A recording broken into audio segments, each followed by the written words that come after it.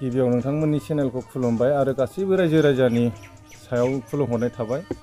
जोङो दिनै बर'नि सावथुन आलायारन फिल्मखौ नैबे खुंग्रिं दै गोदै गेवलां फोथाराव जोङो दिन्थिनो थाखाय जोङो मोनसे थि सम लाहार फाहार खालामनाय जाबाय आरो जोङो फैगौ डिसेम्बरनि 19 तारिख 2023 बे थारिखखालि जोङो बे सिनेमाखौ दिन्थिगोन आरो बे हारिमुखौ आरो जोंनि बर'नि कालचारफोरखौ मोजां मोनग्रा आइ आफा बिदा फंबाय साफ्रोमखौबो जोंनि बे खुंग्रिं दै गोदै गेवलां फोथाराव फैनानै लैहोर लैहोर फैनानै नायफैनो थाखाय जोङो खावलायहरनाय थाबाय।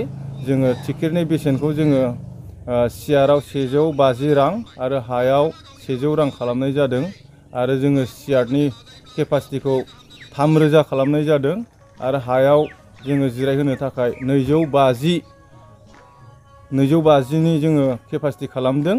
नैबे सिनेमाखौ गासैबो बर'नि रायजो राजा आइ आफा बिदा फंबायखौ फैनानै बे समखालि नायफैनो थाखाय जोङो खावलायहरनाय थाबाय आरो जोंनि दिन्थिनायनि समा 8टा 8 रिंगानिफ्राय जागोन। जों बेखिनिखौनो रायजो राजाखौ खावलायहरनाय थाबाय। लोगोसेनो जोङो गामि गामि गिदिंनानै जोङो जायफ्रा गोसो गुदुं जायफ्रा नायगिरिफोर बिसोरनि सायावबो जोङो मोजां खौरां लानानै खामानिखौ लानानै फैदों। जों बिसोरनो सिजोन टिकेट राननानै होनाय जागोन।